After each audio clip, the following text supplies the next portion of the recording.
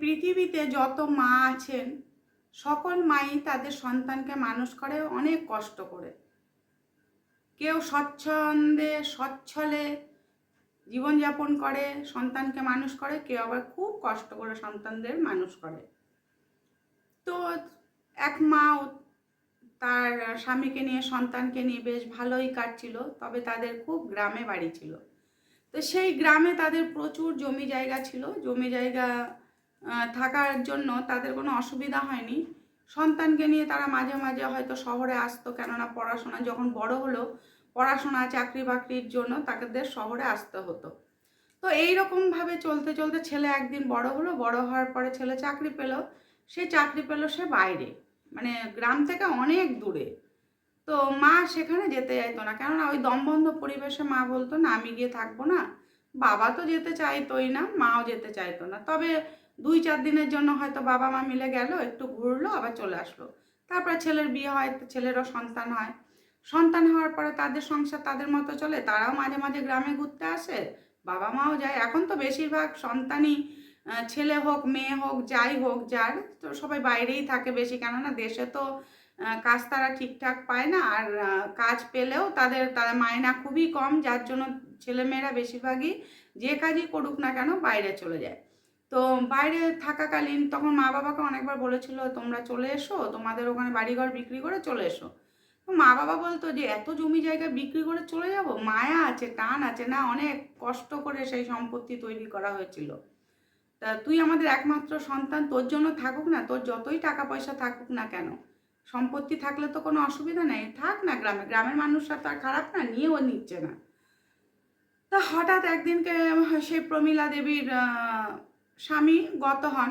তখন প্রমীলা দেবী একদম একা হয়ে যান। আর একজন সঙ্গী যদি চলে যায় আর একজনের খুবই কষ্ট হয়। তখন সে একা একা মানে বোকা, ছেলের কাছে গিয়ে কিছুদিন রইল তার স্বামী চলে যাওয়ার পরে। সেখানে তার ভালো লাগে না, ওই শহরে দমবন্ধ পরিবেশে ভালো লাগে না বলে সে আবার গ্রামে চলে আসে। সে গ্রামেই থাকতে শুরু করে, কিন্তু প্রতিবেশীরা এত ভালো, তার এত খোঁজ খবর নিত, খেয়াল রাখতো, তাকে ভালোবাসতো। তাকে রান্নাবান্না করতেই হতো না, সে বলতো তোমরা আসো, এসে আমার ঘরে রান্নাবান্না করো, সবাই সবারটা নিয়ে আসো, আমার যতটা ক্ষমতা আমি দেব, সব নিয়ে এসে রান্নাবান্না করে। আর গ্রামের দিকে বাড়ি থাকলে তো চাষবাস সবারই মোটামুটি থাকে, তা সবজি বা চালের কোনো অভাব থাকে না। তা সবাই মিলে বেশ ভালোই দিন কাটছিল প্রমীলা দেবীর।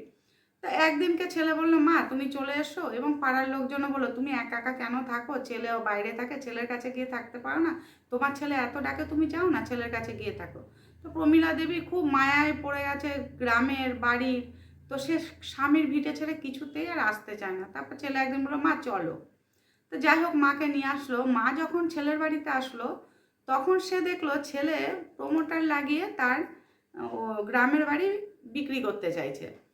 তখন প্রতিবেশী এক বান্ধবী তাকে ফোন করে বলল যে প্রমীলা, তো তোমার বাড়ি তো প্রমোটারকে দিয়ে দিচ্ছে তোমার ছেলে, তোমার সঙ্গে বোধহয় আর কোনোদিন দেখা হবে না। তখন প্রমীলা দেবী বলছে কই আমি তো জানি না আমার ছেলে যে প্রমোটারকে বাড়িটা বিক্রি করছে বা অন্য কাউকে বাড়িটা বিক্রি করছে। তো ছেলেকে বললো দেখ বাবু অনেকদিন গ্রামে যাই না, চল একটু গ্রামের থেকে ঘুরে আসি, বাড়িটায় 2-4 দিন থেকে আবার শহরে চলে আসবো।